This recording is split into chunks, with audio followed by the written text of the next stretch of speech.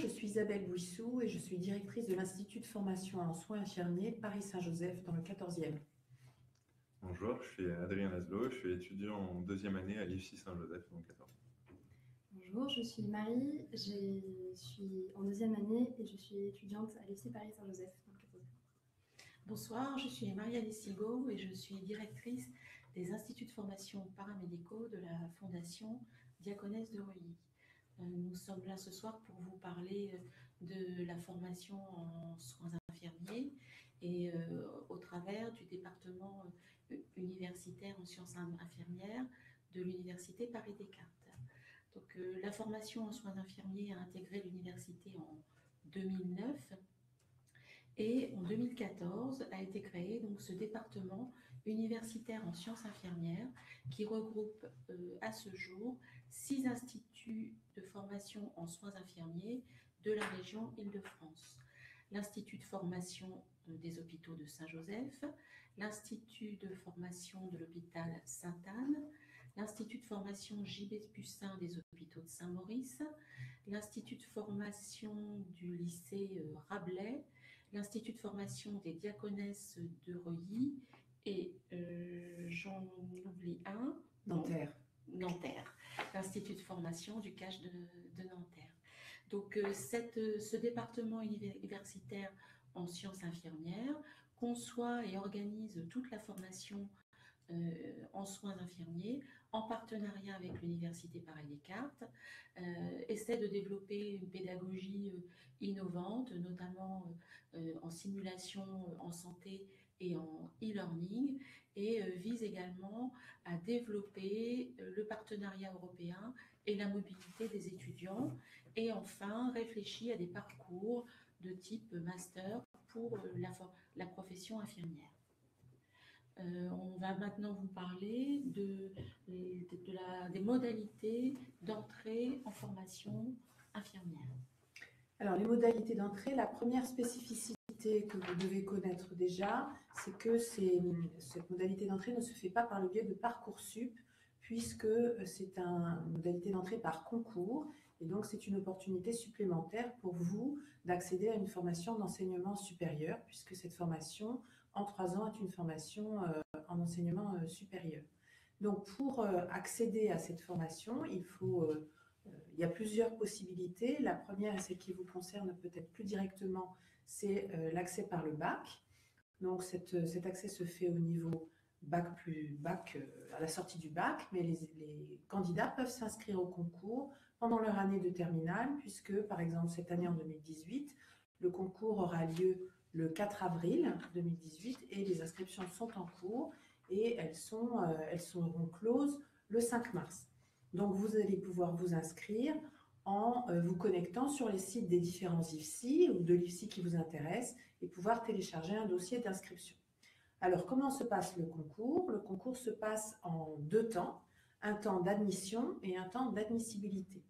Donc, le temps d'admission, c'est un écrit qui donc a lieu le 4 avril pour nos instituts. Il y a plusieurs concours en Île-de-France, il y a 3 concours en Île-de-France. Un pour accéder aux instituts de formation de l'assistance publique hôpitaux de Paris, un pour accéder aux instituts de formation de la Croix-Rouge et un pour accéder aux instituts de formation des autres établissements. Et nous sommes dans ce cadre-là, c'est-à-dire le 4 avril. Il y a donc la première session le 4 avril qui est un écrit en 2 parties. Une première partie qui est une partie de rédaction, synthèse, dissertation sur un sujet à visée sanitaire et sociale. Et puis une partie qui est le même jour et qui suit, qui est 2 heures de test d'aptitude pour se préparer à ces épreuves. On peut faire des préparations au concours, mais avec un niveau baccalauréat, on peut aussi tout à fait se préparer tout seul. Et là, le conseil qu'on peut donner, c'est de se préparer tout spécifiquement aux tests d'aptitude, puisque les études de terminale, quel que soit le bac que vous allez passer, vous préparent à la dissertation et à la première partie de rédaction de culture générale sanitaire et sociale, alors que les tests d'aptitude sont très spécifiques et il vaut mieux s'y préparer. Dès maintenant, vous pouvez commencer à vous y préparer en vous procurant des annales et en travaillant réellement tous les jours à cette partie du concours. Donc ça, c'était pour l'admissibilité. Les résultats de cette admissibilité ont lieu courant mai. Et ensuite, pour ceux qui sont admissibles, il y a une partie orale qui consiste en 20 minutes d'entretien avec un jury constitué de 3 personnes, un cadre formateur, un soignant et un psychologue en général qui connaît la formation et qui va analyser la motivation et la connaissance du candidat de la formation. Alors, quels sont les prérequis pour cette formation? Est-ce que vous voulez parler des prérequis de la formation? Quels étaient vos prérequis? Tu réponds? Moi, mes prérequis, je viens donc d'un bac scientifique. Comme a dit Madame Bissou juste avant, on peut se préparer de plusieurs manières.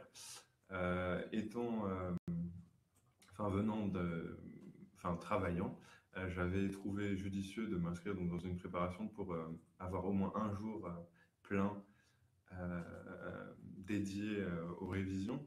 Je me suis vite rendu compte que ça me correspondait peu, parce qu'en fait, oui, tout ce qui est test psychotechnique, ça demande beaucoup d'entraînement. Le seul moyen de s'améliorer, c'est d'en faire. Il n'y a pas de miracle. Et plus on en fait, plus on est rapide, plus on prend confiance en soi. Pour tout ce qui est la partie dissertation, je pense que le conseil, c'est d'être curieux, c'est de suivre l'actualité sanitaire et sociale,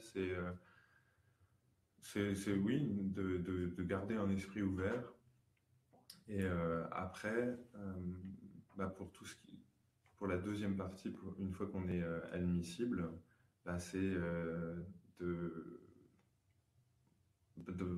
prendre, comment dire, de bien préparer, de ne pas se laisser déstabiliser parce que c'est pas toujours évident, ça dépend de la personne qui est en face de soi. Mais oui, ça peut se travailler aussi. En se prenant des sujets, il y a des annales pour ça et ça peut être une manière pour des gens qui n'ont pas l'habitude de parler. Alors, je préciserai ce que dit Adrien, parce que vous parlez de la préparation pour la sélection. Si on veut parler plus spécifiquement des prérequis pour la formation, j'ai dit tout à l'heure que c'était un niveau bac, mais c'est un vrai niveau bac. C'est-à-dire qu'il faut s'assurer, et nous encourageons beaucoup les étudiants qui sont admis et qui vont rentrer en formation en septembre, à travailler l'été à une remise à niveau, en particulier en bio, parce que tous les bacs ne préparent pas au même niveau de bio, et je pense en particulier au bac ES qui, de mémoire, chinte la bio en terminale. Donc, il faut vraiment s'assurer qu'on a un niveau terminal S en bio. Les maths, il faut travailler et se mettre à niveau en maths, et en particulier sur des opérations toutes simples, mais en particulier la règle de 3, parce que nous, on s'aperçoit en formation que la règle de 3 n'est pas connue, et c'est un vrai problème pour les étudiants, sans doute vous le confirmeront-ils. En anglais, puisque la formation est universitaire, et donc elle nécessite d'avoir un niveau d'anglais. Et puis en français, puisqu'il est essentiel de savoir écrire et parler le français, et le rédiger sans faute d'orthographe, puisque nous avons des évaluations et des cours qui nécessitent de la rédaction.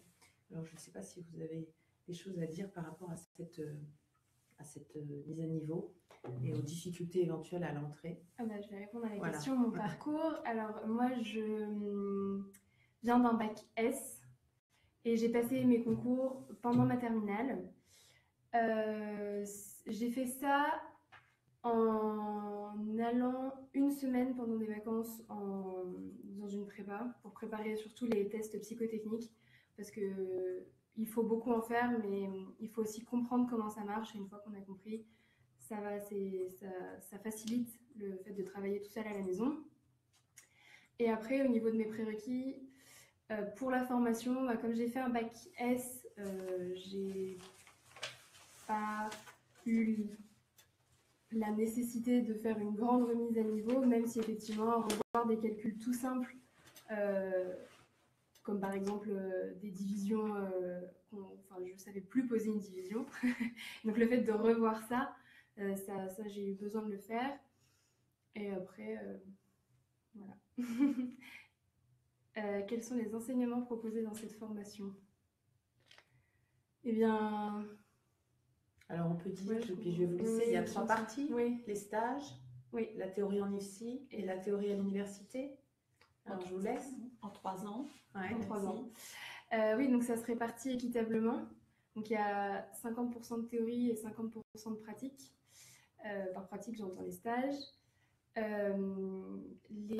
y a des cours qui sont enseignés à l'IFSI, donc à l'école, et il y a des cours magistraux à la fac, à Descartes. Et il y a aussi des stages sur différents types de terrains de stages. Donc à l'université sont enseignées toutes les sciences biologiques et médicales, donc la biologie fondamentale, tous les processus médicaux, c'est-à-dire l'étude des pathologies et leur prise en charge. Également les sciences humaines et sociales, de la législation, De l'éthique. de l'éthique, de la psychologie, sociologie, anthropologie. À l'IFSI, vous étudiez des choses un peu différentes. Oui, bah là par exemple, on a commencé tout ce qui est prévention des risques. On va avoir des TP aussi. Donc nous, en première année, c'était un entraînement, ce qu'on appelle le lyophilisat, c'est apprendre à préparer un antibiotique par exemple et le remettre dans le bon conditionnement. Cette année, ça va être un apprentissage sur la transfusion sanguine. Donc il y a vraiment différentes matières qui nous sont enseignées. On a également l'année dernière et cette année une matière sur le toucher, la communication, qui sont faits par différents intervenants qui nous apprennent des choses beaucoup plus pratiques. Donc vraiment, ça dépend. Et aussi, on peut dire que les cours de fac sont complétés par certains TD à l'IFSI. Je pense surtout au premier semestre, ou des TD ou des matières comme par exemple la biologie fondamentale ou bien la pharmacologie vont être complétées par des TD qui seront faits à l'IFSI, donc en groupe beaucoup plus restreint. Si en amphi, on est vraiment très nombreux, alors quand à l'IFSI, on sera à 30 et du coup, ce sera vraiment le moment de poser les questions, de vérifier ses acquis. Donc, ça se complète. Et pour revenir au stage, donc comme disait Marie, là, on passe la moitié du temps donc à l'école ou à l'université et l'autre moitié donc en stage. En première année, on a un premier stage de 5 semaines et un deuxième stage de 10 semaines. La première année, on est plus longtemps à l'école et à l'université, donc c'est pour diverses raisons, mais je pense que la principale, c'est pour nous donner des bases suffisantes pour pouvoir évoluer en stage, parce qu'on arrive avec des savoirs théoriques, on est tout de suite en stage, confronté à des professionnels aguerris. La première année, ça va être de se familiariser avec une compétence qui est une compétence d'aide-soignant, donc on est vraiment focalisé là-dessus en première année. Et quoi dire de plus? Oui, Marie vous parlait tout à l'heure donc des différents terrains. Donc il y a 4 terrains différents. Les stages en soins de courte durée, les stages en psychiatrie, les stages de soins de longue durée, et j'en oublie un. Et en lieu de vie. Les lieux de vie. Voilà. Moi, donc en stage, j'ai fait donc mon premier stage de 5 semaines, je l'ai fait en libéral dans un cabinet. Donc j'ai suivi une infirmière libérale pendant 5 semaines. Enfin, pas exactement. Pendant ma première semaine, j'étais vraiment au cabinet, histoire de me familiariser avec l'administratif. C'est des choses qu'on ne se rend pas forcément compte. Mon deuxième stage de 5 semaines s'est déroulé avec Marie en EHPAD. Donc c'est un établissement qui prend en charge des personnes âgées dépendantes. Mon deuxième stage du deuxième semestre s'est passé en psychiatrie. En psychiatrie, j'étais dans une unité pour les personnes anxio-dépressives. Et cette année, j'ai fait mon stage de 10 semaines aux urgences. Voilà pour moi. Et moi, mon premier stage s'est déroulé dans une cité scolaire, donc avec l'infirmier scolaire. Mon premier stage de deuxième semestre, donc à l'EHPAD avec Adrien. Mon deuxième stage du deuxième semestre s'est déroulé en pédopsychiatrie, où il y avait des enfants qui étaient autistes principalement. Et mon stage du semestre 3, je l'ai fait en salle de réveil et bloc opératoire. Alors, qu'est-ce qui vous attend pour troisième année. troisième année? Bonne question. Le mémoire. Oui. Oui. Bah, principalement, idéalement, et puis ce qu'on attend avec impatience, c'est déjà notre diplôme. Et pour l'avoir, on va devoir passer par la case du mémoire qu'on va devoir rédiger et soutenir. Donc effectivement, donc c'est un mémoire aussi, c'est une année où on va être beaucoup en stage. Donc la deuxième année, on va faire donc 2 fois 10 semaines. En troisième année, c'est un stage de 10 semaines et un stage de 15 semaines qui est coupé en 2. En parallèle de ça, donc il y a le mémoire. Avant le mémoire, on va devoir faire une note de recherche pour se préparer. Il y a également, comme disait Madame Buissou au début, on aura un abstract en anglais, donc un autre moyen de perfectionner notre anglais. Et à côté de ça, il y aura effectivement tous les cours à l'université à côté, et puis à l'école également. Oui, l'année de troisième année, c'est une année dense, de préparation à la prise de poste aussi, puisqu'il y a tout un aspect de préparation, de recherche de poste, de prise de poste, avec des professionnels qui viennent dans les instituts pour préparer les étudiants, ne serait-ce qu'à préparer un CV, une lettre de motivation, et puis on fait des exercices d'entretien d'embauche. Les stages sont aussi de plus en plus exigeants, puisque les professionnels de santé attendent des étudiants de troisième année qu'ils soient de réels étudiants de troisième année, qu'ils aient de réelles capacités. Donc, c'est aussi un défi. Et puis, l'année de troisième année, c'est aussi une possibilité dans certains instituts, pratiquement dans tous les instituts du DUSI, de faire une mobilité internationale, puisque tous les instituts du DUSI sont chartés Erasmus. Et on peut aller en mobilité en Erasmus, donc en Europe, ou en dehors d'Erasmus, en dehors de l'Europe, principalement en semestre 5 ou en semestre 6. Pour certains des instituts, c'est possible également en semestre 4. Donc c'est une année très, très intéressante. Je pense qu'il est intéressant aussi de préciser que notamment pour le mémoire, mais pour d'autres temps dans la formation, chaque étudiant a un suivi individuel et est accompagné. Alors peut-être pouvez-vous en parler? Oui, effectivement. Au sein de chaque école, il y a donc des cadres formateurs et chaque élève a un cadre formateur référent. Donc c'est vraiment le cadre qui va nous suivre tout au long de notre formation. Donc pendant les 3 ans, ce sera le même cadre et c'est vraiment la personne vers qui on va pouvoir se tourner si on a des questionnements, si on a des doutes ou voilà. Donc on est vraiment suivi et on est encadré et c'est vrai que c'est une formation qui est très professionnalisante et donc du coup pour certains ça peut bousculer par rapport au lycée et c'est vrai qu'on a toujours quelqu'un vers qui se tourner. Et puis c'est pas notre seul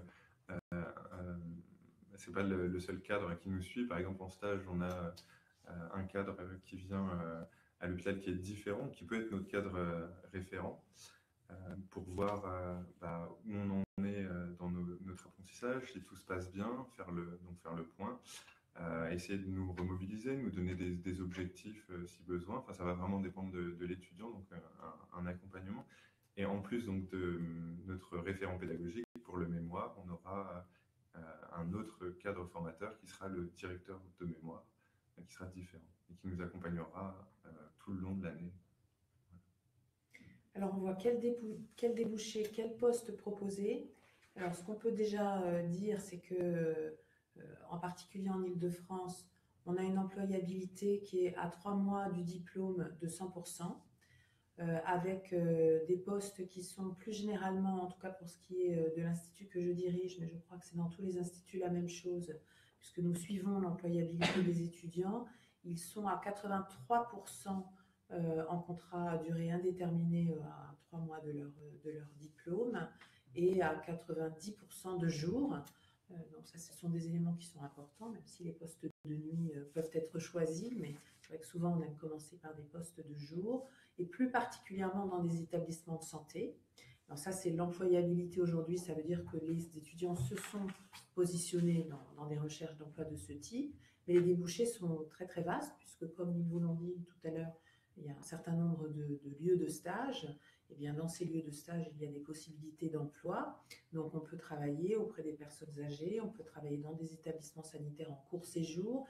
Et en court séjour, il y a une grande multiplicité de spécialités différentes. On peut travailler dans des lieux de vie, on va dire en médecine scolaire, en médecine pénitentiaire, en médecine auprès des personnels au travail. On peut aussi partir en humanitaire. Donc, il y a vraiment beaucoup de débouchés différents. Et on en discutait avec les étudiants tout à l'heure. C'est vrai qu'il y a aussi beaucoup de possibilités d'évoluer tout au long de sa carrière, puisqu'on peut évoluer, changer de service, c'est déjà changer de travail, changer de lieu d'exercice, c'est encore changer de travail. Et puis, on peut se spécialiser. On peut faire une poursuite d'études à l'université, puisque cette formation donne un grade de licence. Donc, on peut ensuite se postuler pour un master. Et ensuite, pourquoi pas pour un doctorat. Donc, il y a vraiment une grande variété de débouchés dans cette formation. Où voulez-vous travailler? Je ne sais pas. Donc, en fait, comme je vous l'ai dit tout à l'heure par rapport à mes stages, j'ai pas encore vu... j'ai vraiment vu donc, des choses extra-hospitalières. Et mon premier stage hospitalier, c'était là au semestre 3. Et c'est quand même un stage assez particulier où les patients restent là pas très longtemps, et j'attends vraiment de voir on va dire un vrai service avant vraiment de me dire de m'orienter pour vraiment avoir une idée spécifique de ce que je veux faire. Mais pour le moment, on va dire que je vais plutôt m'orienter vers de l'hospitalier, ça c'est sûr. Et pour ma part, j'ai beaucoup apprécié mon stage aux urgences, qui était très exigeant, mais c'est un environnement qui bouge énormément, on est toujours en mouvement, il y a des moments plus calmes, il y a des moments où on réfléchit uniquement à ce qu'on va faire dans les prochaines minutes.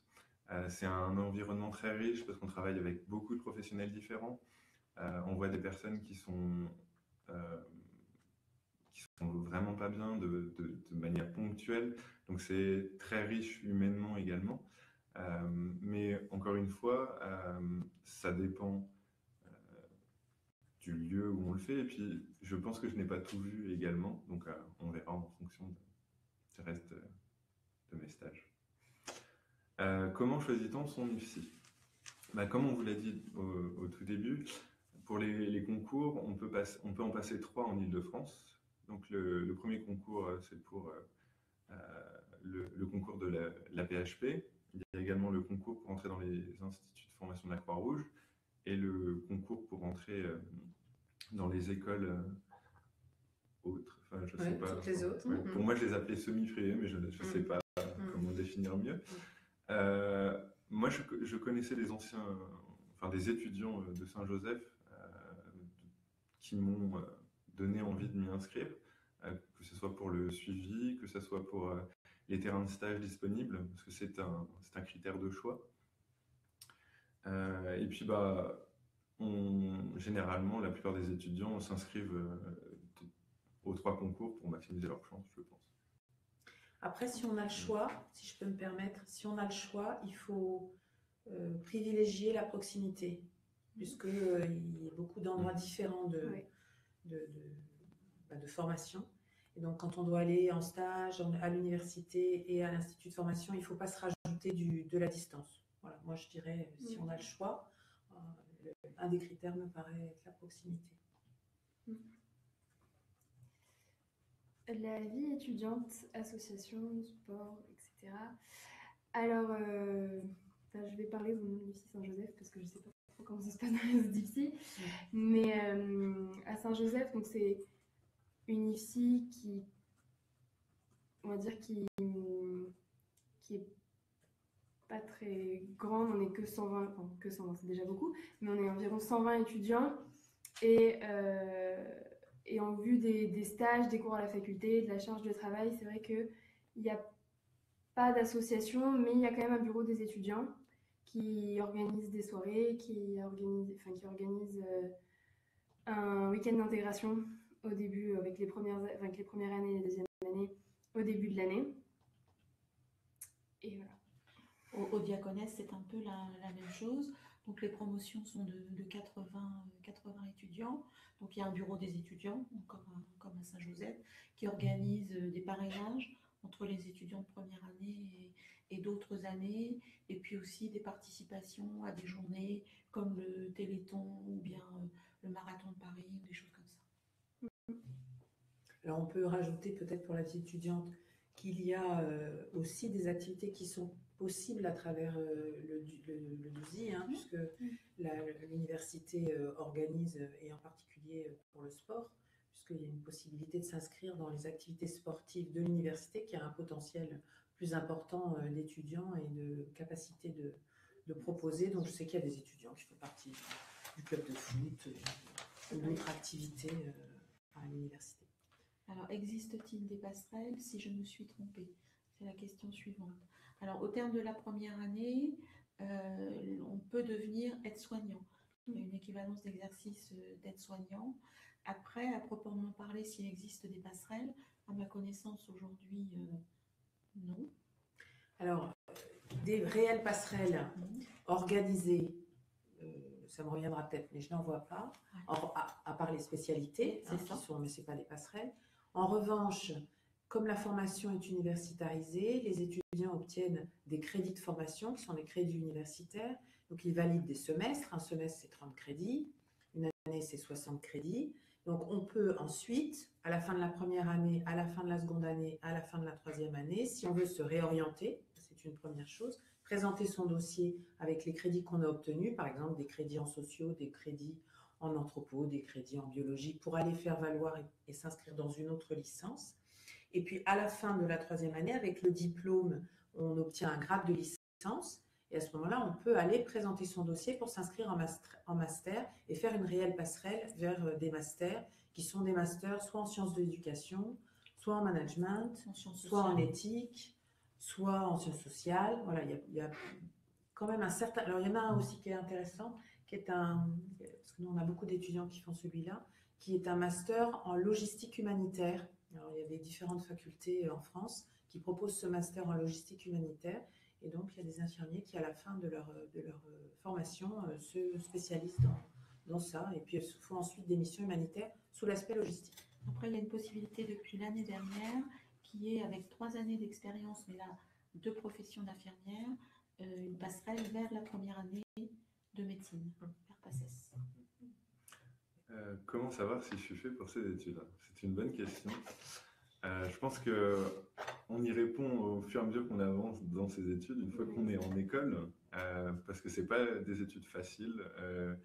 Le milieu hospitalier, extra-hospitalier n'est pas facile. Je pense qu'une des choses intéressantes à faire, à mon sens, c'est d'essayer de se rendre compte par soi-même. Donc, je sais qu'il y a certaines préparations qui le permettent d'aller dans un service, de suivre une infirmière libérale. Enfin, il faut oser pour vraiment se rendre compte, parce qu'on peut avoir une vision un petit peu idéalisée de je vais prendre soin de mes patients, je vais avoir tout le temps.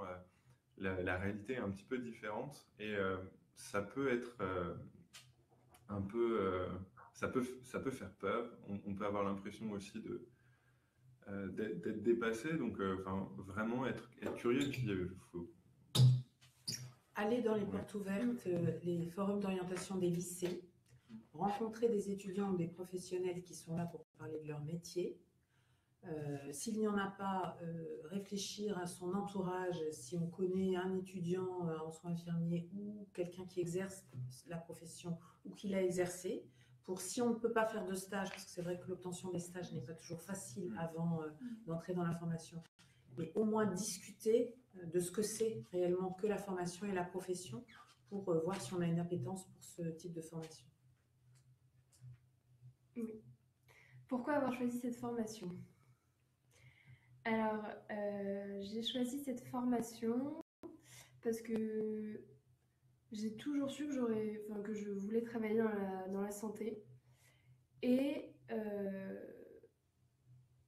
au fil de mes années de lycée, je me suis rendu compte que je n'arriverais pas à maintenir le rythme d'une PACES ou d'une PACES. Et du coup, j'ai commencé à me renseigner en première sur des écoles, sur la formation en IPSI. Et ça m'a plu, ça m'a intéressée. Avec les stages, j'ai trouvé que ça allait être professionnalisant, concret. Et c'est pour ça que je suis ici aujourd'hui. Pour ma part, c'est un cheminement un petit peu plus long, on va dire. J'avais besoin de donner du sens et je pense que c'est quelque chose qu'on entend beaucoup. J'avais aussi besoin d'une formation professionnalisante, une formation pas uniquement théorique, ce que la formation en IFSI offre, de pouvoir côtoyer le monde professionnel en même temps de toute la partie théorique. Donc ça, c'était quelque chose d'important pour moi.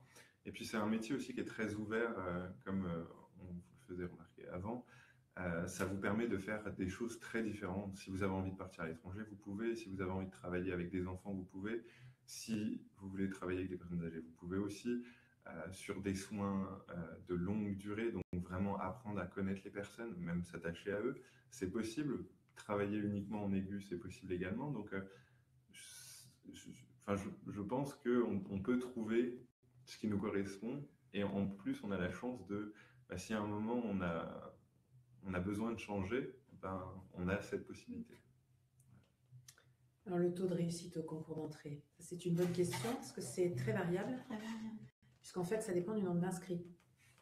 Donc, en fonction du nombre d'inscrits, on a un quota, en fait. Donc, dans chaque institut, il y a un nombre de places déterminé par le Conseil régional d'Île-de-France et le ministère de la Santé. Ce n'est pas nous qui le décidons. Donc, en fonction du nombre de places disponibles et du nombre d'inscrits, on a un pourcentage d'admis.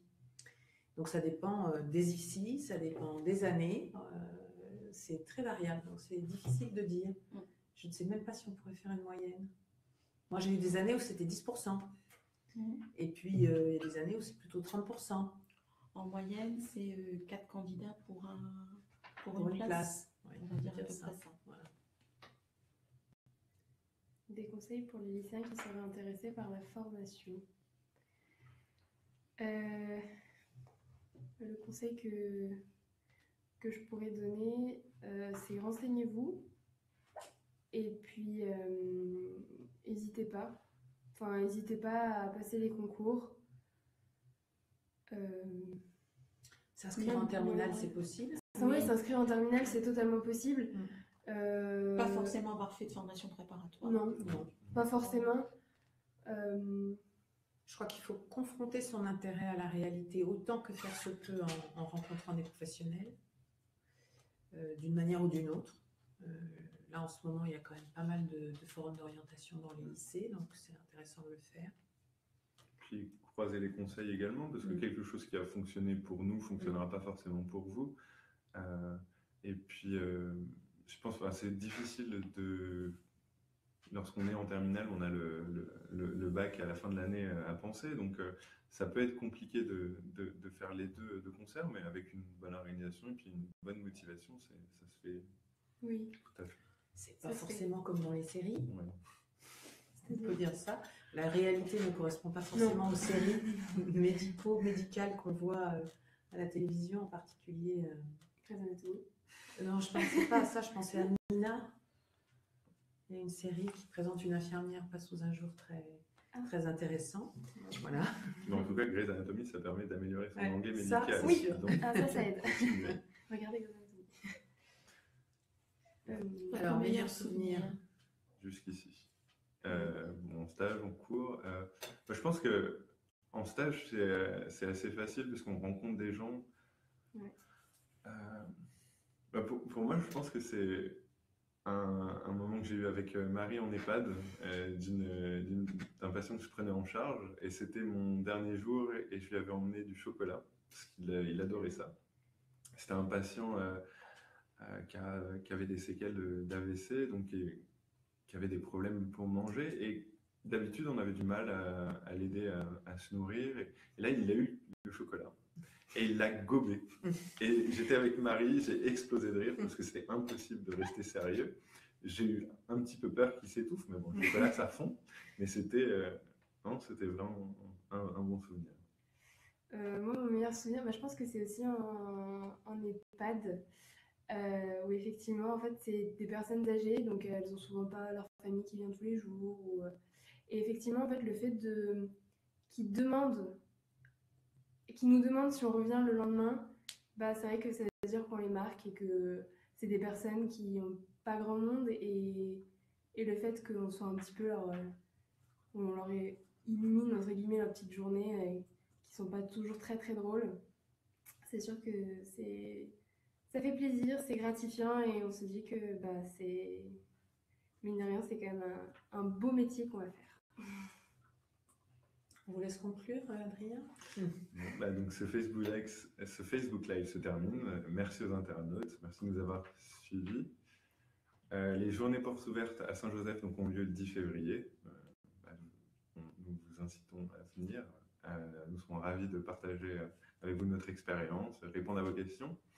Vous avez également les journées portes ouvertes de l'Université Paris-Descartes le 10 mars. Donc également, là, vous aurez l'occasion de croiser différents professionnels, différentes formations. Et de rencontrer les IFSI, puisqu'il y aura un stand spécifique pour les IFSI de l'Université Paris-Descartes. Donc les IFSI que nous vous avons cités en début d'intervention seront représentés et pourront vous accueillir pour répondre à vos questions. En revanche, le concours sera clos, puisque les dernières inscriptions, c'est le 5 mars. Il faut s'inscrire avant le 10 mars. Donc n'hésitez pas à aller sur les sites internet des instituts pour avoir les informations. Merci beaucoup. Au revoir. Merci beaucoup. Bon courage.